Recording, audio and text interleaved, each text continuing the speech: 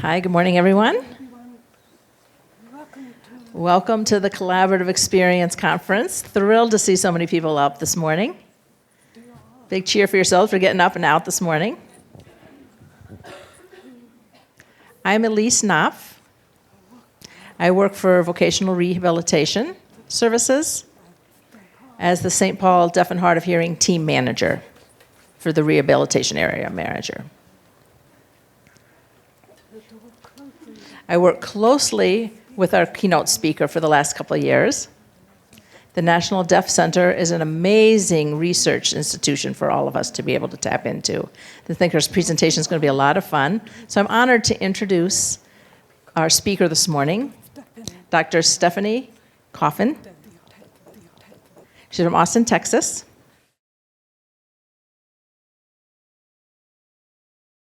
She's working as technical assistant disseminating information at the center. She's the manager there. She works under a grant from the U.S. Department of Education, the Office of Special Education Programming, OSEP. They've done amazing research she's going to share with you. Also, she's a professor at the College of Education, preparing future teachers of the deaf and hard of hearing to do research so people can help us in our field. It's just a big welcome, please, to Stephanie. Thank you, Dr. Cawthon. All right, ready? Ready to go? Let me see you show of hands. Who's ready this morning? All right. First, I want to say thank you so much for having me here.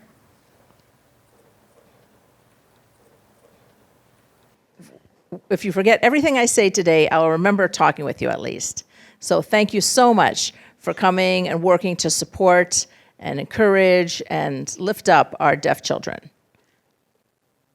That's really the point of what we do every day, is to make sure our deaf children succeed.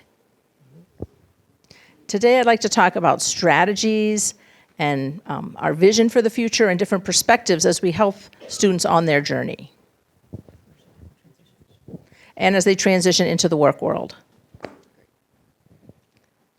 This first quote says, "Nobody can go back and start a new beginning, but anyone can start today and make a new ending." So when I meet people and they say they've had language deprivation, we see that this is a huge issue in our community, at the Deaf Center, we've looked at middle schools, high schools, post-secondary, and we think, what can we do to remediate this? We meet people where they are. We can't change the past for those people, but we can create a better future. So I want to encourage you all to think about that change of mindset. Transition, that's kind of the buzzword right now. We're thinking about transitioning our students. And everyone always is going through transitions in their lives of many kinds. Every day we transition into a new day. We're evolving, we're growing every day. And transitions are special because it shows people the connections they're making from their past through their present and on to their futures. Hold the mic a little closer. It's not easy to transition for high school students, for middle school students to make that transition into high school, for our high school students to go out to the world of work or to post-secondary education. Those are not easy transitions. I'm thinking about two examples, and I have images of what it might feel like to make those transitions. I don't know if you know this picture, if he looks familiar to you. It's the wall from the Game of Thrones. Sometimes transition feels like an insurmountable wall. You're isolated, it's cold and windy out there, you're climbing, just barely hanging on by your fingernails. And look at this guy's face. It's so determined. He's not happy, but he's determined. Life depends on hanging on. There's no one there to support him. There's no one to encourage him. He's alone in his endeavor. Just an aside, yesterday I was coming in from Phoenix, Arizona, where it was 86 degrees, I might mention, and I got here and it was 9. And I felt like I was facing the wall, quite literally. Or maybe transition feels like this to you.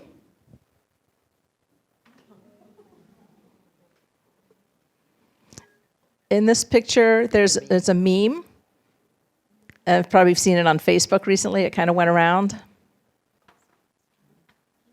Pay attention to the bear cub. Watch what the bear cub tries to do.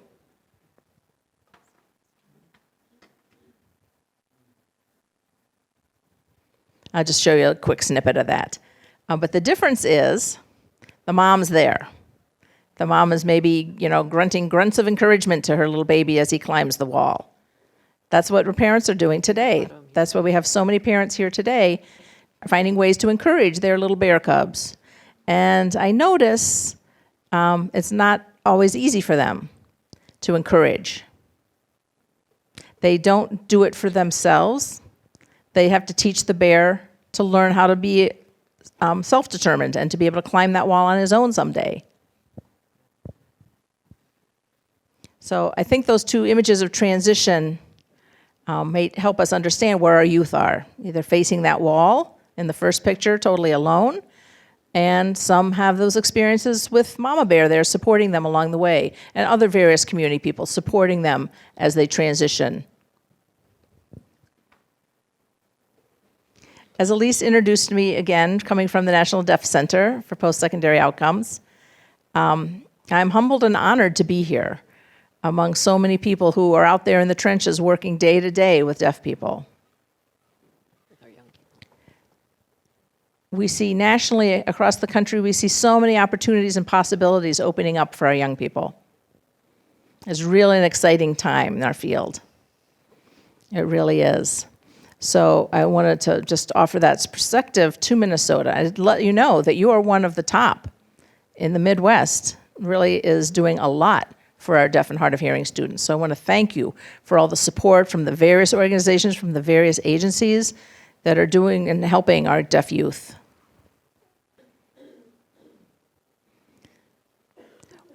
One thing that we notice in our work is that deaf has many meanings. It's an identity. It's kind of an umbrella term, if you will, that encompasses many varieties of people with hearing loss. When we founded the center, we thought long and hard about a description that would identify us and make sure that we were including the various groups in the deaf community. And it wasn't really enough to say to people that this is the Deaf Center. So we created a video. And it shows different deaf people's experiences, talking about their experiences in the world and their own identities.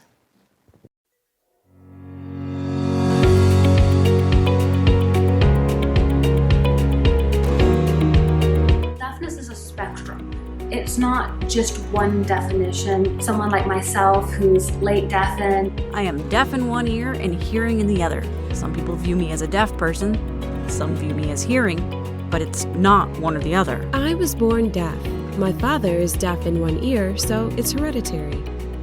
I'm the youngest of 5 siblings. The 3 youngest are deafblind. I switch between deaf and disabled because I'm also a little person. Being deaf is a big part of who I am, but that's not my only identity. I'm a person of color, biracial, half black and half white, and gay. This is the condition I have. It's called Usher syndrome. It's a hearing and vision loss. I grew up oral. A lot of people consider me hard of hearing. People do call me hearing impaired, but I'm not. I'm deaf. People think being deaf is a bad thing, but I see it as a positive thing. The culture, language, and history make me who I am today. The deafblind community, tactile ASL, the use of space, the culture, all became a part of it. I'm learning little by little about Protactile, and I can't wait to learn more. I am most comfortable with speaking English. People with additional disabilities have to think about access and what they want. Do they know what they need? Throughout educational years, I used note takers. I didn't have interpreters because I didn't know sign language. I didn't know ASL until I was 14. I used cued speech and was mainstreamed throughout high school. I went to a public school in the morning, then a deaf school in the afternoon. It was the best of both worlds. The instructors used ASL, which I found to be more inclusive. I was in both deaf and hearing classes. I wore that bilateral hearing aid cinched across my chest. Very unpleasant. I got a cochlear implant when I was 15 and went through intensive speech therapy. In high school, I would sit to the far right, since I could hear on my left side. In large group discussions where there's dynamic conversation, I use interpreters. In my own experience, captioning and interpreting together are the most effective. I want more of a long-term designated interpreter. Someone who knows me well, who knows my work. As a Black person, I want my interpreter's voice to match me. My culture can't be overlooked. People automatically think deaf people are all the same, but that's not true. We have layers upon layers. When you meet us, have an open mind and open heart.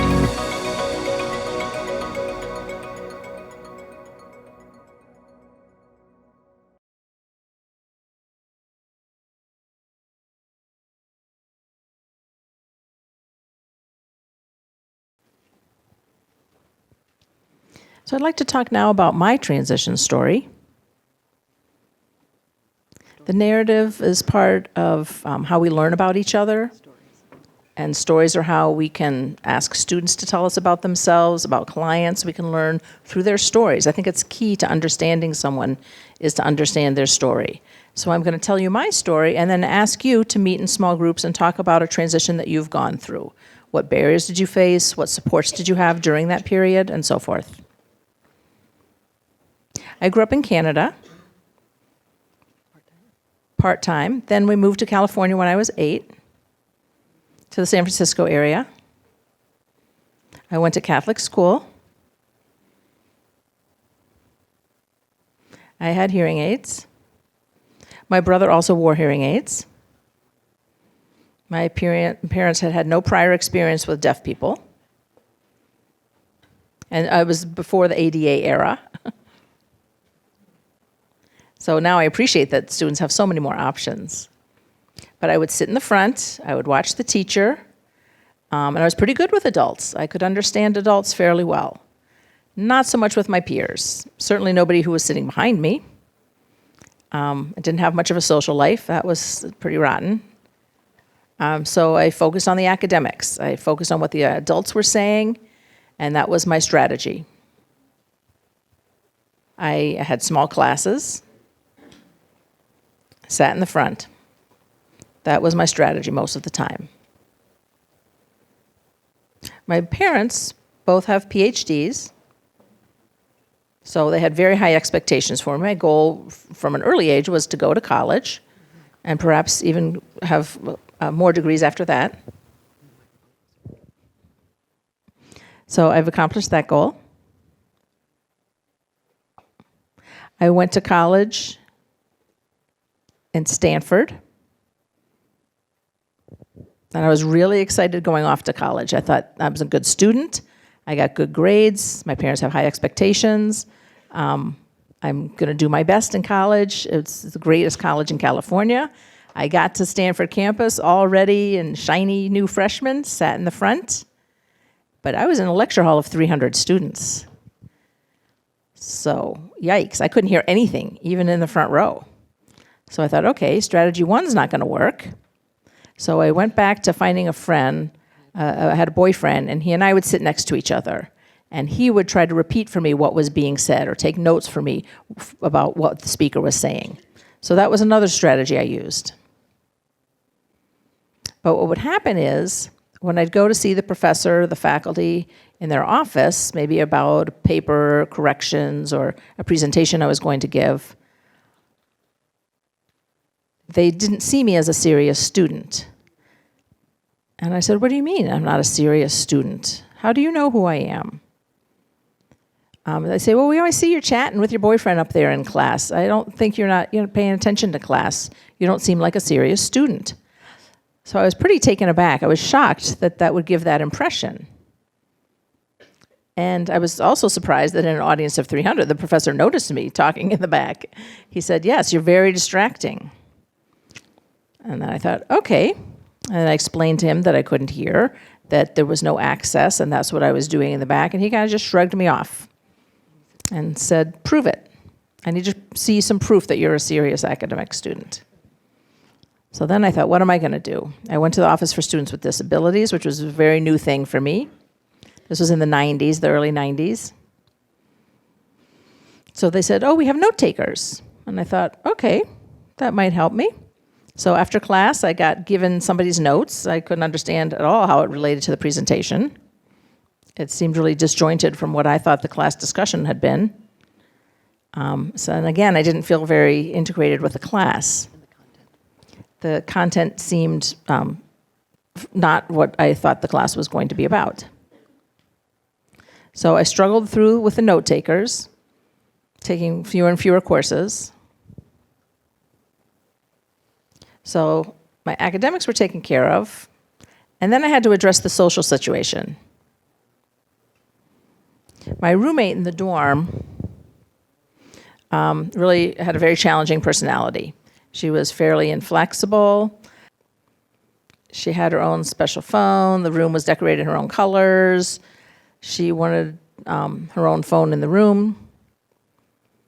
And I said, well, if I answer the phone, I won't be able to hear them.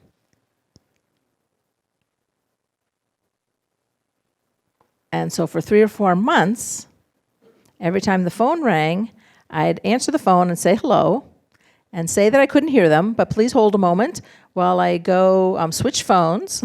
And then I'd have to go to my phone that had the amplification on it, just to accommodate her colorful phone. So it really was a great effort for me.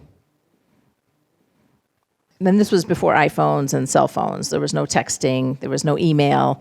We all survived on landlines back then, if you remember those. A few people here might. We didn't know about video relay. We didn't have web cameras. We didn't have anything like that back in the 90s. So that was one of my biggest challenges with communication with the social life, with my family, was through that telephone. I had to figure out how I was going to stay in touch with them. So that was step one, getting that kind of access. So for me, my identity as a hard of hearing person was born at that moment. And I started to realize that really hit me with school, with the way I was being perceived, with accommodations that I needed, how my roommate treated me, that I was different. And so I had to start working on some strategies to overcome this. Luckily, my parents had high expectations for me. I knew what the goal was. The goal was to graduate college. It wasn't an option to leave. So I didn't even think of leaving. I knew I had to be a student. My parents were paying for Stanford, so God, I had to stay there. But honestly, when I look back on the whole situation, I think that the parents setting that high expectation, that was another thing I had to figure out. And it kept me on track.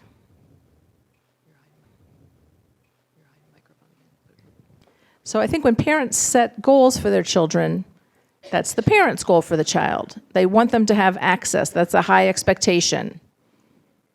And when access doesn't work through that transition process, it becomes more about how we're going to make that transition happen than the actual goal.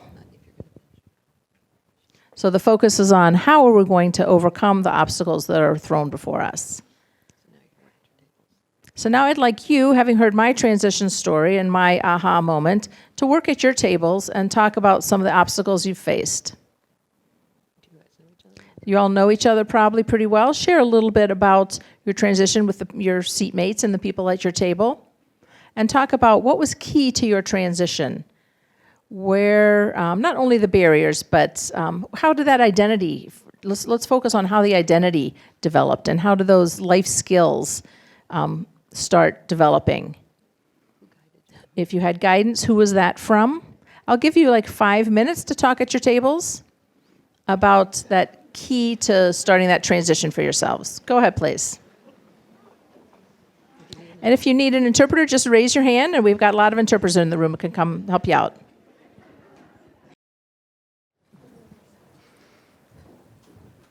I hope that you had some really nice discussions about your transition experiences.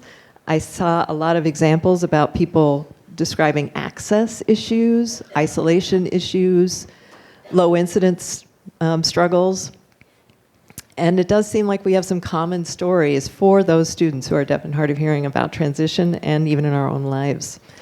So I've got more information about what's really happening these days. Elise talked briefly about data collection and research. At the National Deaf Center, this is what we do. We always start with data as the beginning of our conversation. We want to know what outcomes look like for deaf and hard of hearing students. And that's the obligation that we have, is to help raise those outcomes for work or education, whatever it is those students want to do with their lives. So I'm trying to close that gap that some of those students have between hearing peers and deaf peers. So we want to make sure that they have the same outcomes as their hearing peers. One of the things we do know about outcomes is that it really varies. The deaf population is not homogeneous, therefore the results of their outcomes are not homogeneous either. Some of it depends on what kind of services they have and how their plan really is individualized. And we all know that. But it's common, we still think that we have at least some kind of services that we have to figure out what we can do for a population that varies so much. We have a booth in the hall downstairs with all of our materials, all of the research. We shipped a whole bunch of heavy boxes here. So, we had to lug all those things. We heard a lot of complaints about how much we sent, but hey, please take them with you. There's so much to learn. There are 3 reports that we brought with us, so please collect all of them. That gives us some of the data. I've pulled some for slides today, but if you want the full report on what we found in our research, I think the hall is downstairs, right underneath us here. So the first report we have is a specific report for the state of Minnesota, and I didn't realize we had other states here today, but we certainly online have the access, all of our information broken down by state. So if you want to download the particular statistics for your state, you can do that. We brought the printed copy for the state of Minnesota data here with us. And this is achievement related to both educational outcomes and employment outcomes.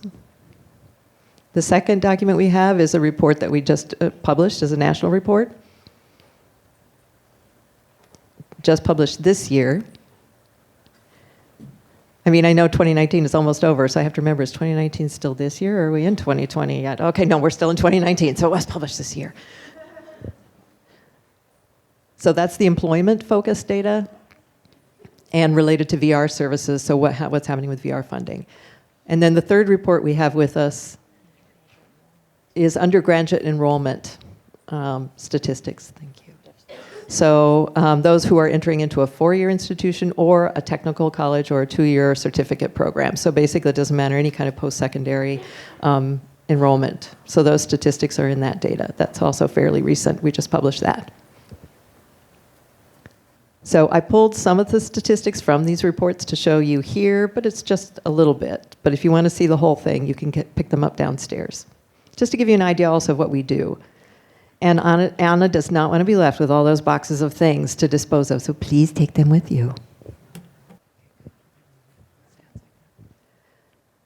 Okay, I will explain the pictures that you're seeing just to make sure that we're accessible to everybody.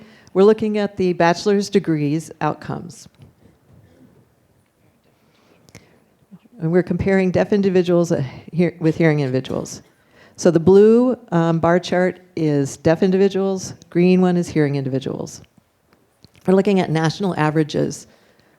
17% of deaf individuals go into a bachelor's degree, 30% of hearing people on average. For the state of Minnesota, you'll notice that we're looking at 18%, which is a little bit blocked by the slide here. And the hearing percentage is 37%, quite a bit higher than the national average. So notice, number one, the state of Minnesota is above average in terms of the nation, but the gap between deaf and hearing people going into those educational environments is larger. So whatever's working for hearing people here in the state of Minnesota, we need to make sure that we get something for the deaf folks here, because we know the hearing people are doing all right. Yeah, but the numbers are good, but still big gap.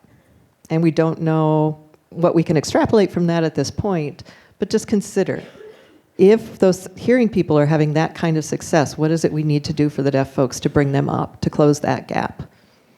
I mean, that's what we want. That would be awesome. This image is showing the 3 different populations' employment, or showing employment outcomes. We have 3 options here. 61% of, you look at deaf individuals are employed full-time.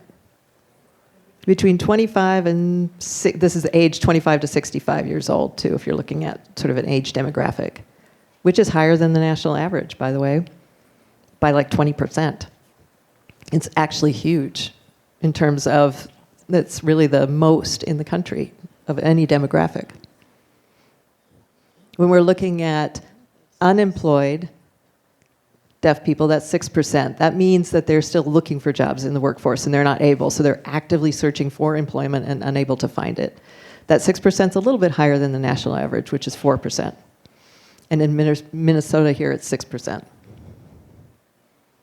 The third category is the one I find most interesting and a little bit vague.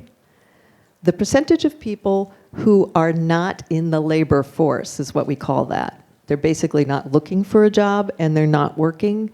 They might be volunteering, they might be raising children, they might be doing something else with their day-to-day lives. And we're looking at 33% of those people in Minnesota, of the deaf population, is in that not in the labor force category. And Minnesota is lower than the national average, which is good. But if we look at the difference between not looking for a job and looking for a job and not find it, we really are finding that Minnesota has a much higher percentage of people working. And I think it's because we have a lot of successful placements that are happening here in this state. The national averages are quite different than the statistics here in this state.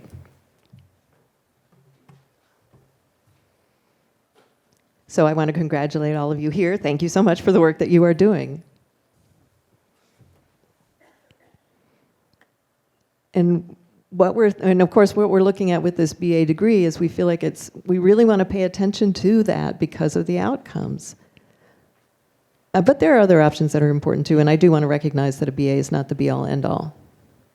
But let's look at the difference between having a high school diploma and a college diploma, if you have a bachelor's degree. If you're working as a full-time individual, if you only have a high school degree, only about 48% of those people are working full-time without any additional training or post-secondary education. So we're getting close to 50%.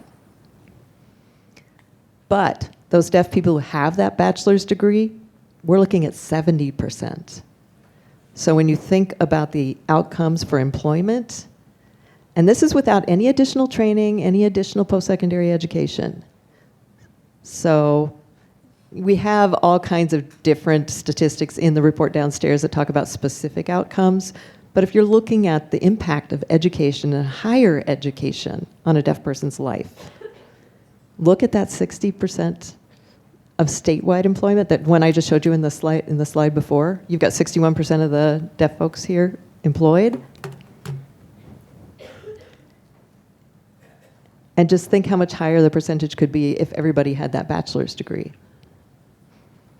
I think we know that intuitively, but it's nice to see the data because these data really tell you what's happening in your state. So that lets you know something about the population, but of course there's nuances because there's such diversity within the population.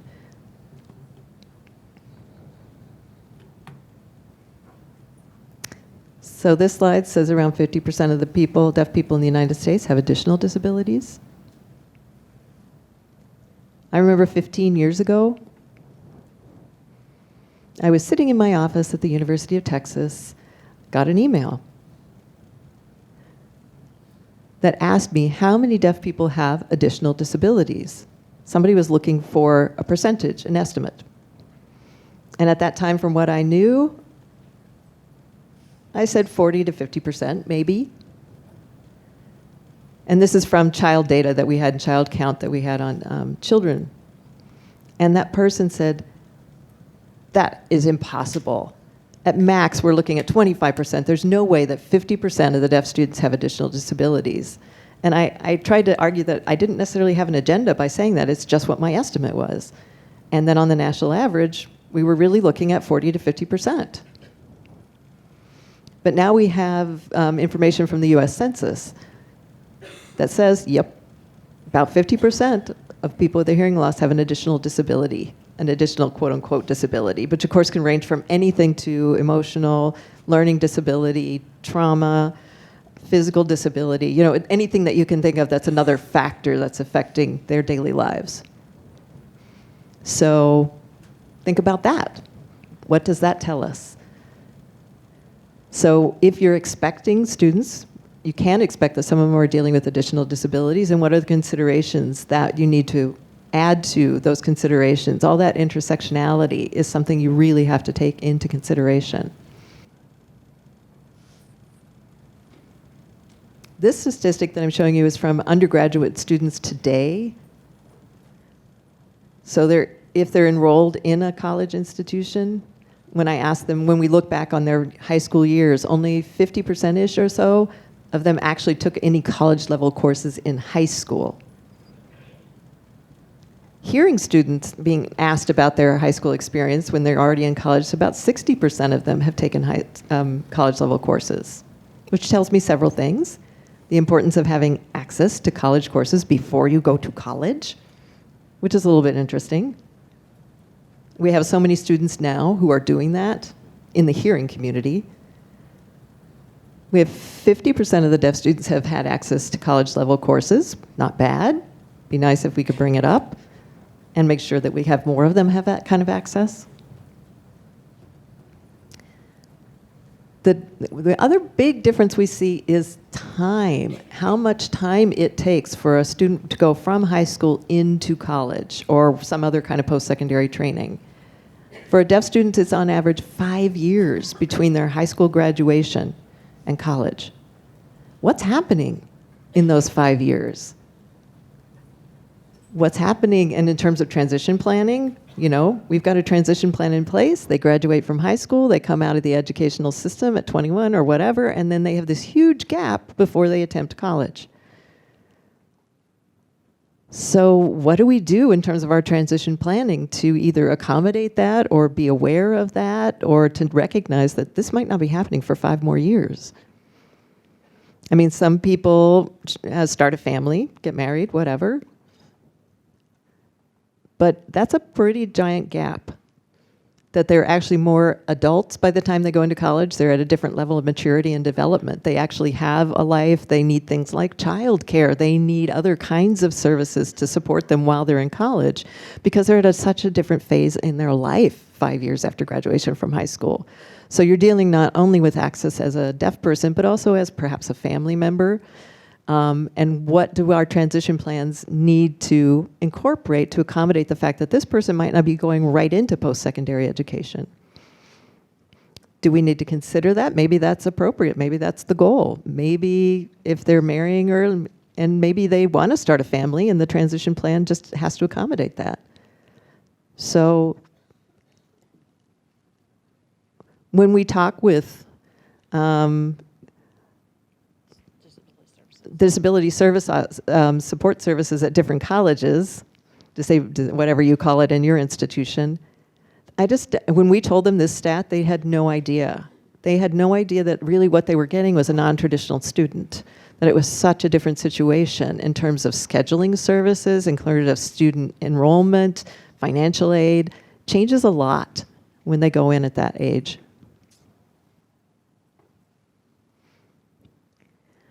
Some people, again, one of those statistics that you may think that you know, but truth is, yes, that this is a low incidence population. If you look at us and deaf and hard of hearing students in any environment, we're going to be fairly small numbers. So when students go out of some kind of high school, most of the students are going to be a fairly small portion of their course. In this case, it's 1.3% of undergraduate students are deaf, so only 1%. So whatever those experiences you had in high school, especially if you were mainstreamed, and those strategies and tools you had to employ, you're going to need them again in a mainstream college environment or post-secondary training environment.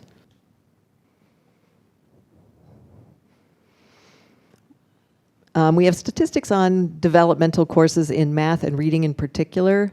This just meaning that those courses that students need to take to prepare them for college. So some of those basic level courses that they're doing as prerequisites before they get into college. I think the common expectation is that a deaf student, a high percentage of them are taking these developmental courses.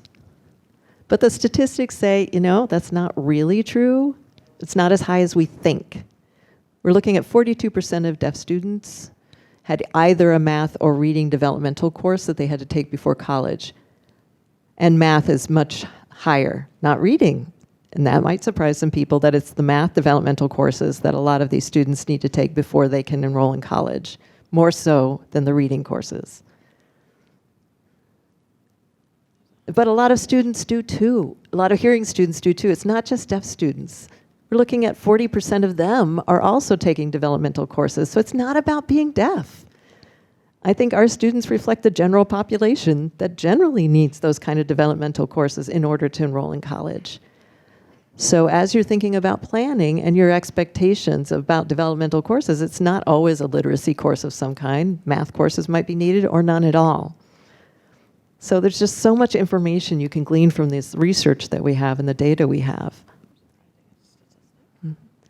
This is another surprising statistic. This is from the current enrollment in undergraduate technical training or any student who's involved in some kind of post-secondary education. This is where we get these numbers from. And we're doing some statistical assumptions here because we don't have specific numbers. We're looking at a range rather than particular numbers.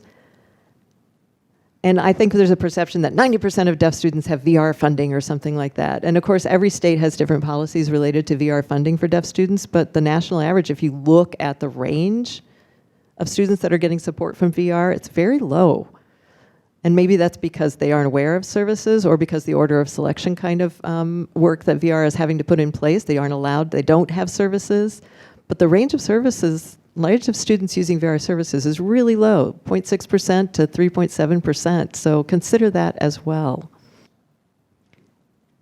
And one of the things I want to make sure that you know right from the get-go is deaf students do have very ambitious goals for themselves. They do. We know that from stories from students in high school, from what we hear from people outside of high school. Look at some of the data we have. This is data from students currently enrolled in college. How many of them expect to get a bachelor's degree? And we're looking at almost 40% of those students expect themselves to get a bachelor's degree in college or training or whatever their post-secondary education is. Even of those students too, 25% of them are expecting to move on to a master's level degree. That's a fairly huge number. So those are some pretty high expectations they have in themselves. In terms of a doctorate, 16% of those students enrolled in college are expecting to get a doctorate now. That's the hard one. I just think a lot of people don't we can all know why it doesn't necessarily result into 16% getting a PhD, but look at the expectations deaf students have for themselves. They're motivated. They're looking forward to advancement. And I think this is good for us to know. That it's not like they're going to college with an expectation that maybe I'll finish, that maybe it'll work out, that no, they go in expecting to graduate. So our question is, how can we empower deaf students to realize those dreams? They have goals, we know that. So how do we help them? What do we do?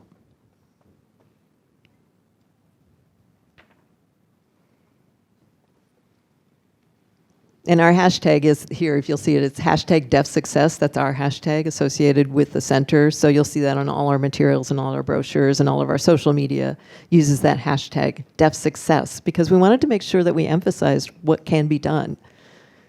But it's not just not just a hashtag.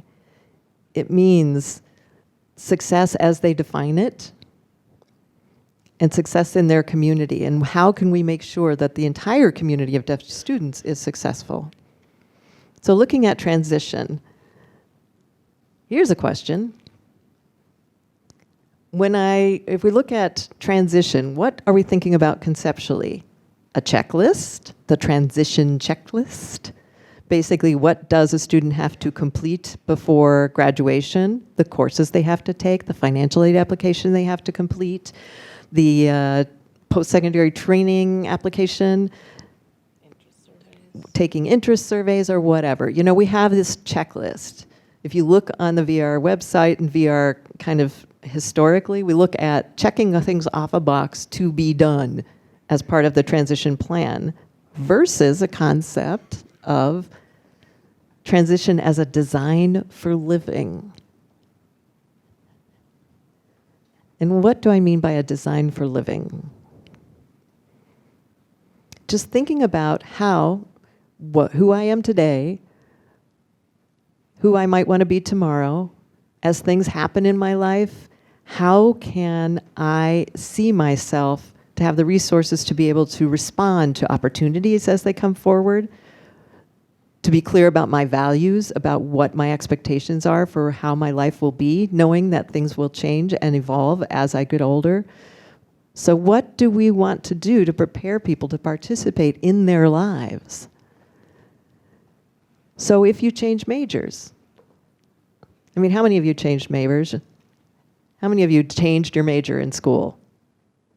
One time, just one time. 2 times? 3 times? 5 times? I did. At least 5 times or more?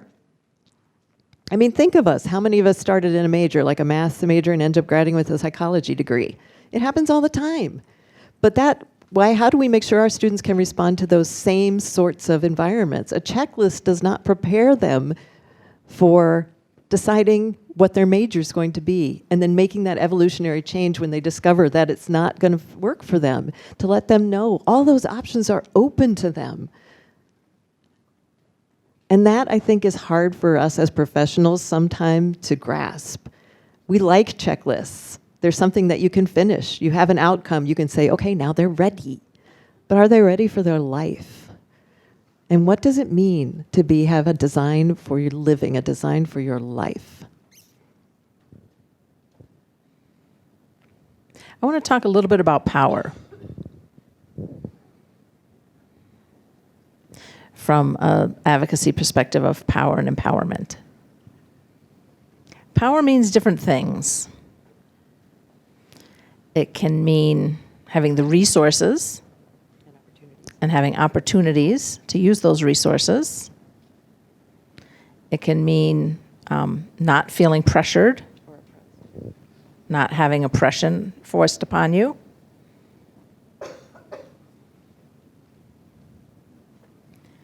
But I already mentioned the power of high expectations, and we know about the impact of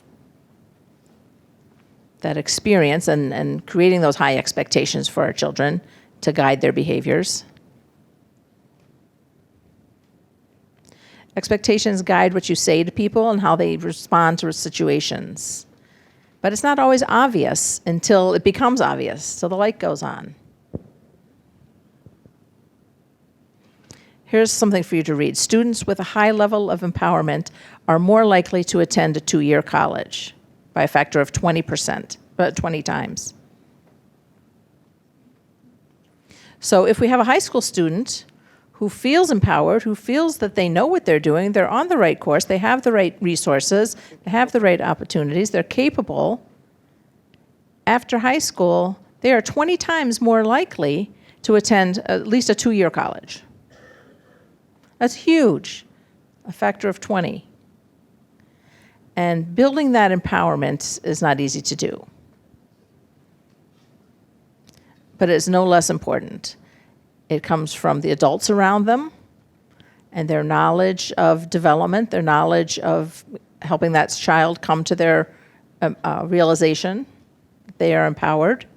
The second statistic says deaf high school students whose parents expected them to attend a post-secondary education were more likely to do so by a factor of 6 times. So if the parents' expectations are high for the child to attend a post-secondary institution to go on to further training, 6 times more likely that they will go if those parents hold those expectations for them. So if they know they're supported from their parents, that's very powerful to the child, having those expectations on various things.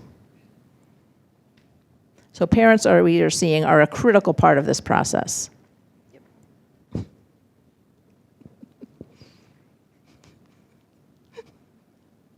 So we know high expectations are very important, and here's the facts we have now to show that. It's evidence-based now. It's not just, so the buzzword now is, of course, evidence-based, and here is our evidence, though, to show that the students with high level of empowerment are more likely, with a parental support are more likely. So that power of self-determination is the second most important factor. Self-determination means different things to different people. Within our scope, we talk about it having the capacity to make decisions for yourself, and to make informed decisions, considering lots of factors. So it's not just like making those decisions on yourself, but making a well-informed decision, a critical decision that has had some thought and has had some information gathered and applied to the decision-making process. So that's the kind of self-determination we're talking about, not just coming to a conclusion and moving forward, but making sure that decision is well thought out. We see 4 parts to being able to support a student. One is to encourage autonomy, and I see that as a little bit different than independence. Autonomy is, again, that ability to make decisions about what they want, but at the same time, having those decisions made in a framework. So for example, a lot of young people are asked to clean up their room. And if you give them options of, let's say you can have a special dessert if we go out to a restaurant and if you've cleaned up your room.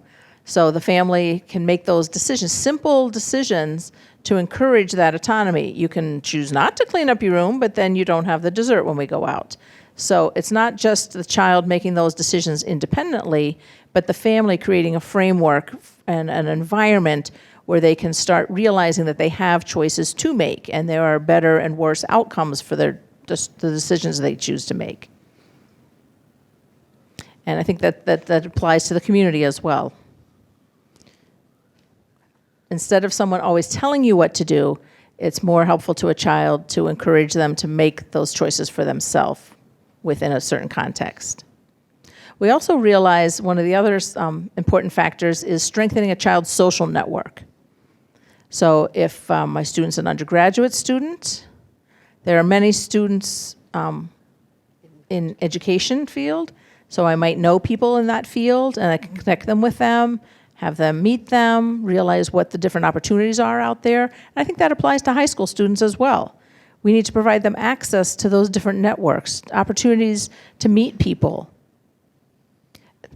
Because we have a low incidence population, we're often overlooked in the mainstream. People carry on thinking that we don't exist. And we think that the only way to gain knowledge is through formal classwork.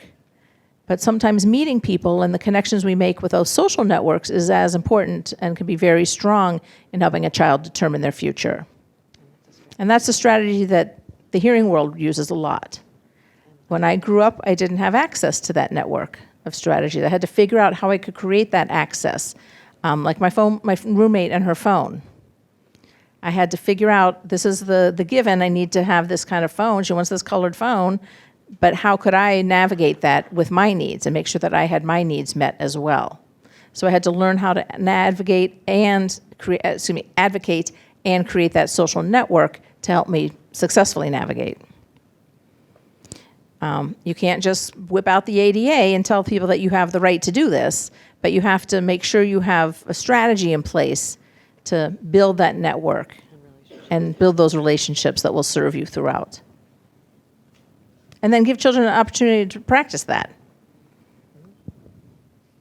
The third factor is increased self-knowledge. The student really has to have a self-knowledge. That's the foundation of it all. They may be open to new ideas, but they need to understand who they are. They need to see where they've come from, what their values are, what their identity is. Before I got here, I was on a retreat with my staff in Phoenix. I live in Texas, and so we all went to Phoenix for this retreat because it was an easy place to get to for so many people that work all over the country. So we decided to go to Phoenix for a retreat for 3 days. And we thought that the purpose of the retreat was to work on a project together, but it was as important to take some time to do a little self-analysis, to identify what we had come here for, where we were going, who we were, who each individual, what we each brought to the community of learning, and realize that those decisions had impacts that would reverberate later on. Sometimes that's hidden and you don't think about that. And you realize that who's there impacts what the outcome will be because of what each person is bringing. And you don't really realize that until you've taken some time to reflect and think about who you are and what you're bringing to it. We get so involved in our day-to-day lives that sometimes that experience isn't evident until you've done that reflection. And if you haven't done that yet, that's fine. If your student isn't at that level, that's fine. High school youth, though, need to have an opportunity to be exposed to this concept and then given time to reflect and re-reflect. And it's not too late. You can keep doing this throughout your life. And students need to know where they can find opportunities to increase that knowledge of self.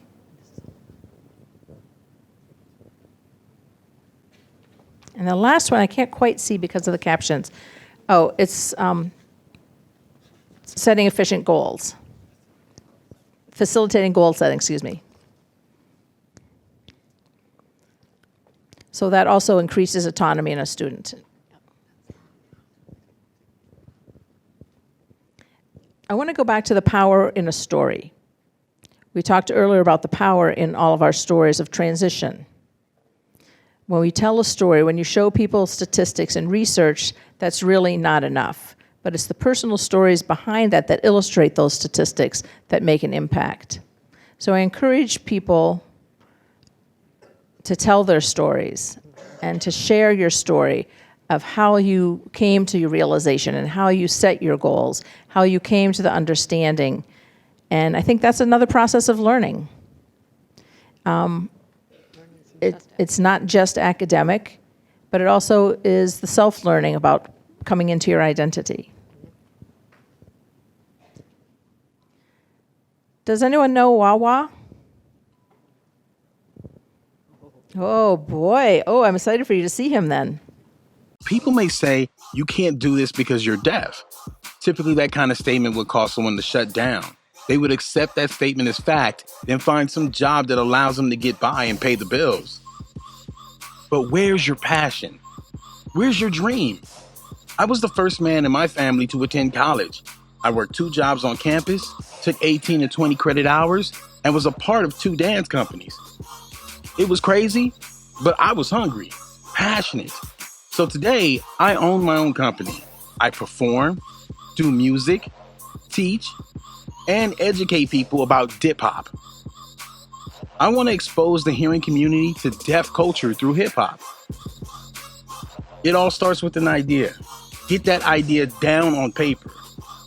Create a timeline and begin working step by step. Every step you accomplish will help you get closer and closer to your goal. If I can do it, I know damn well you can. It doesn't matter what color you are. It doesn't matter what background you come from. I've seen people who had nothing become successful. They started from the bottom. People will laugh at you. I've been laughed at for so many years. I've been doing this for almost 30 years. Who's laughing now?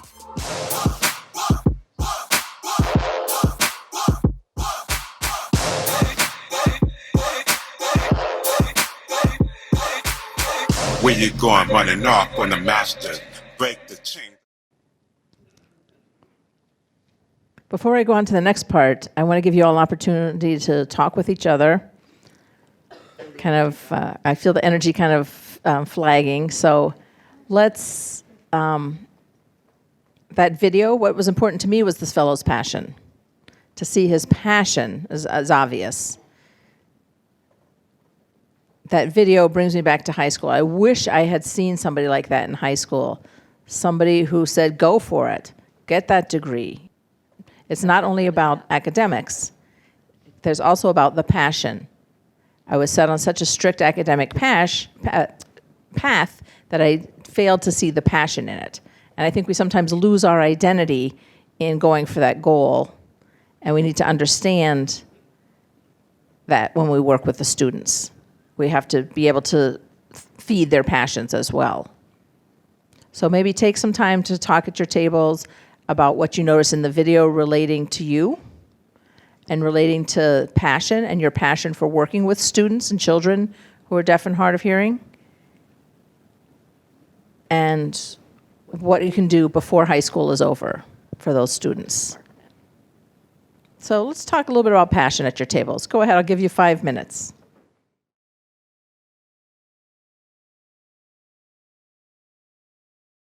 Okay. Three things before we get going again. First, there's 2 topics that we want to discuss. I've already seen you talk about lots of things at your tables. If you want to continue those conversations, remember first the transition experience. And passion is your second topic. So please continue discussing these at lunchtime, during your breaks, other times, and we'll have more in a moment. Another thing I wanted to talk about is that we have lots of materials available for you in our booth downstairs related to everything I've said today. So please stop by during the breaks. We have stickers. We have lots of cool stuff, so please check out our booth.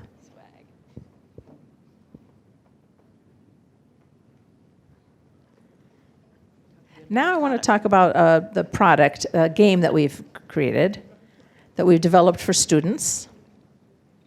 And some of you probably are aware of this. Maybe you've seen it before. But I think it's really going to bring in the 3 things we've talked about today: the high expectations, the self-determination, and the power stories. So when those 3 things converge, we've tried to weave them into this video game. Has anyone seen Deaf Verse before? Show of hands. Yeah, it's new at our center. We're still testing it. We tested it for a year. Now it's in its 2nd year of development. We have a curriculum that goes with it. There's a student guide, a teacher guide.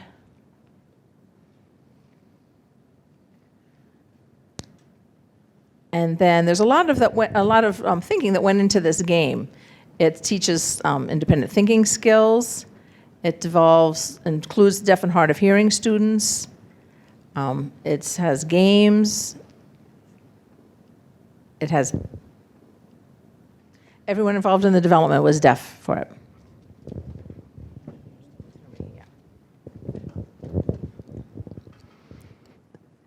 I'm just going to show you some of the marketing materials we've made that go with this game. It's really kid-centric. is, I guess, what I would say. And it's just like such a great thing to see about how the deaf developers created this. But we got tons of feedback from at least 20 schools, I think, we had involved in the beta testing, from teachers, from students. So they really helped us shape what this has become.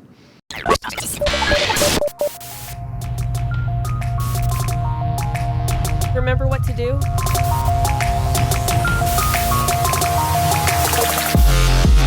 You purchase some popcorn and settle down in your seat, ask about captioning. Or throw popcorn at the screen.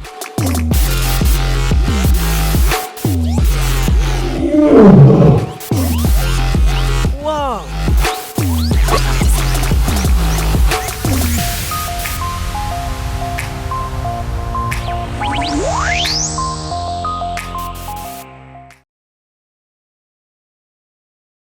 So there are 4 things that DeafVerse sort of incorporates. And we sign it this way, the sign deaf, and then what you would literally say game. There's the game itself. It's sort of a choose your adventure kind of game. And it is, choose your adventure, those games, and then you have consequences, and then you have to deal with what happens. Sometimes you have to back up and choose a different adventure. So it gives kids a lot of options and a lot of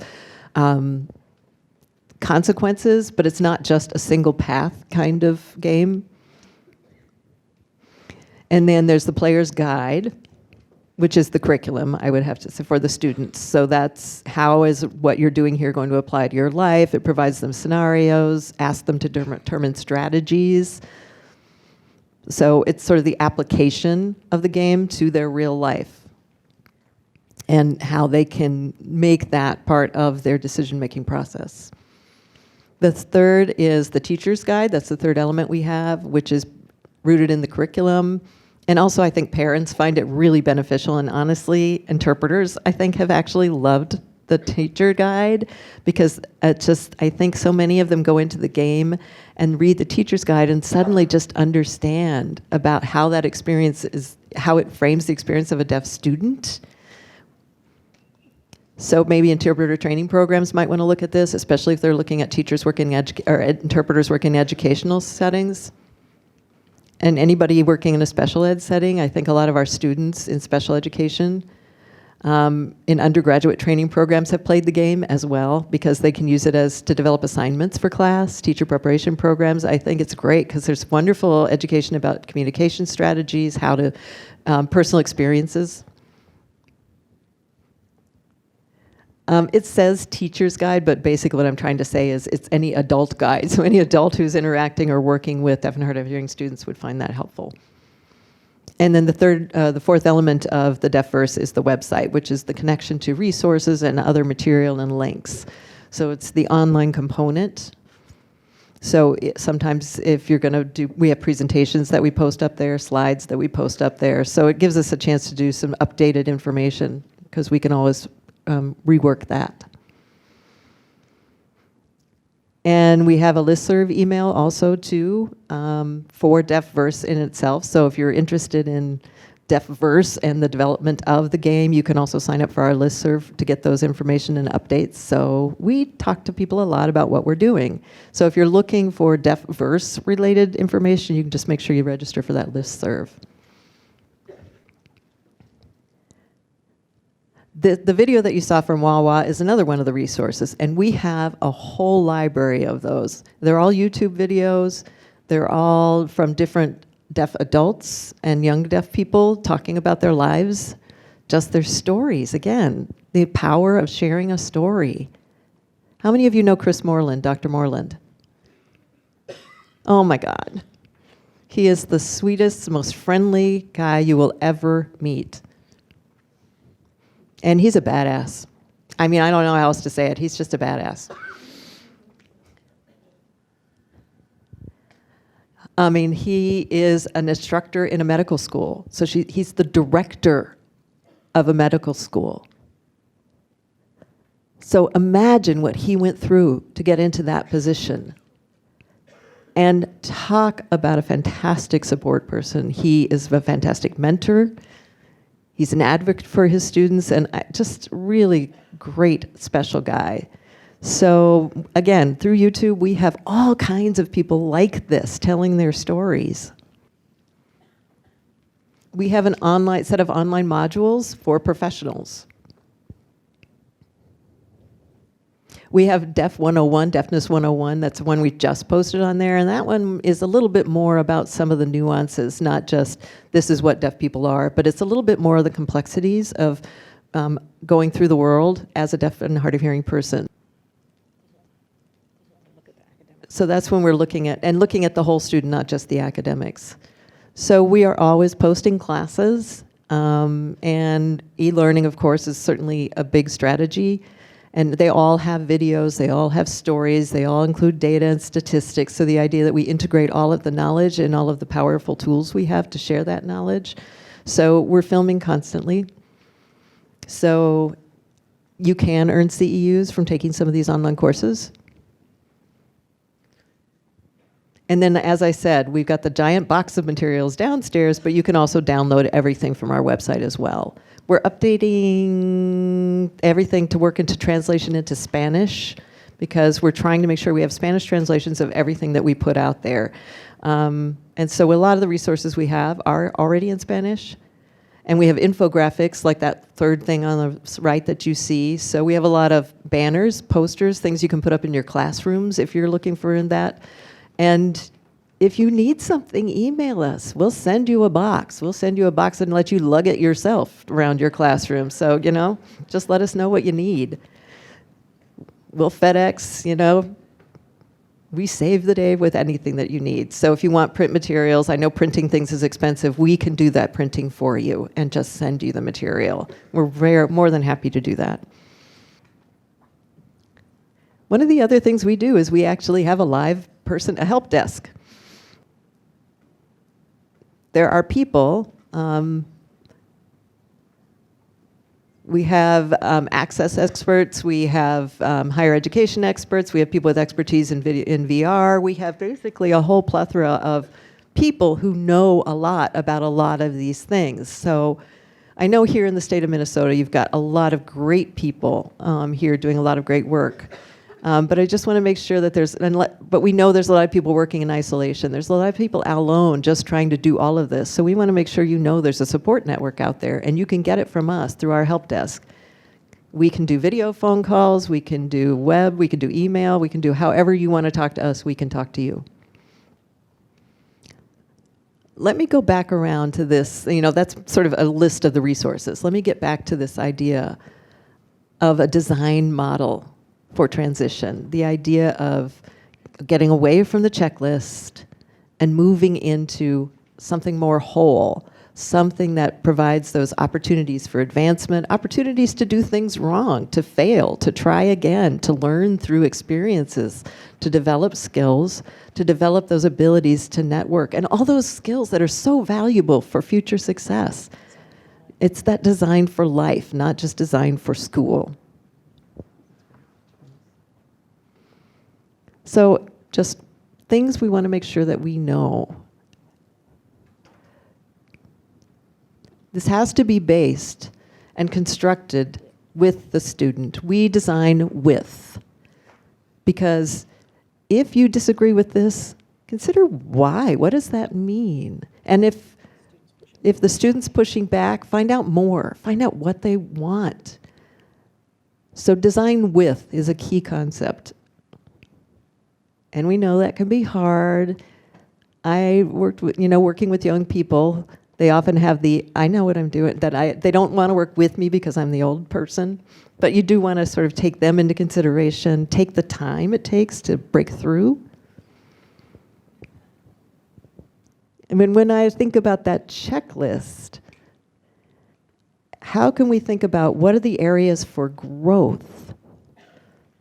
And remember that stat about 5 years from high school into college or some sort of post-secondary training? How is what you're designing with that person preparing them for that kind of statistic?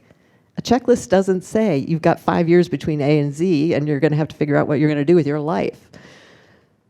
So we want to make sure that they carry through a plan, that they don't lose everything in those 5 years.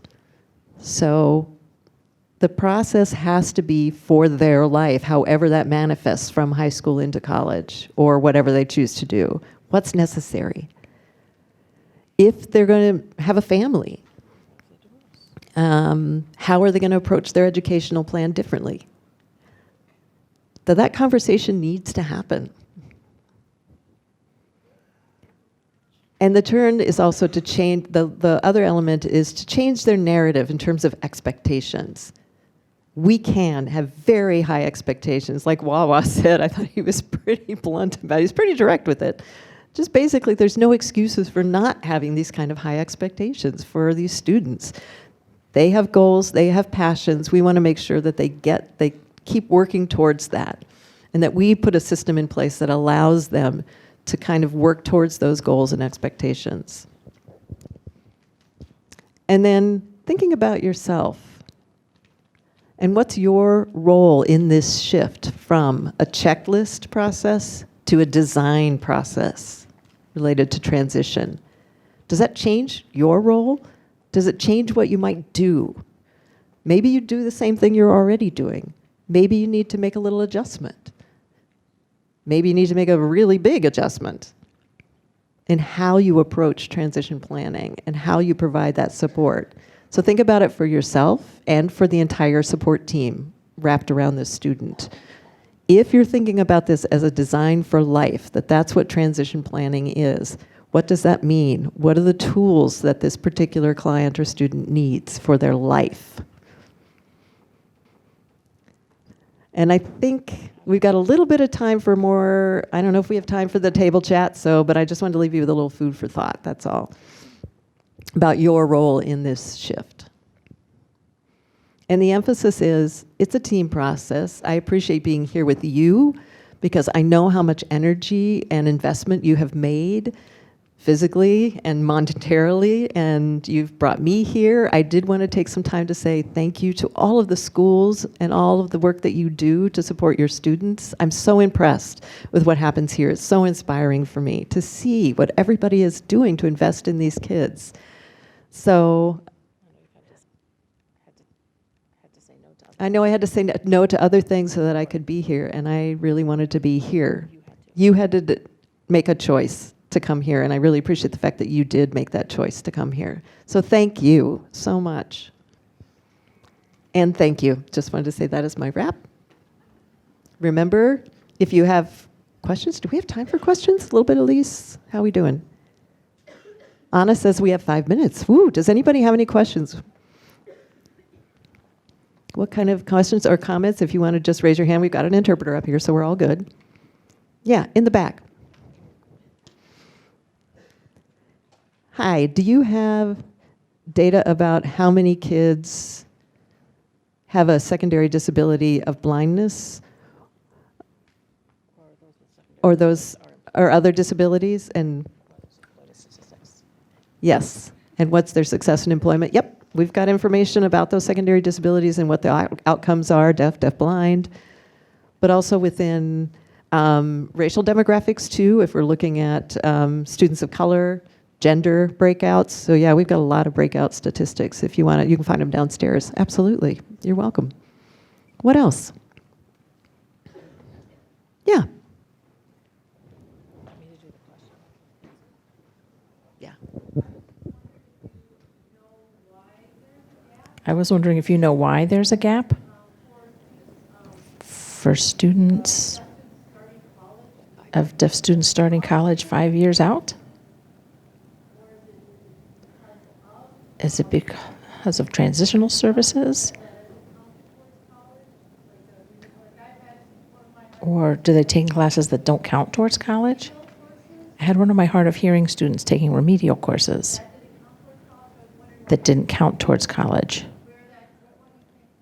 So I'm wondering, what do you think is causing that gap?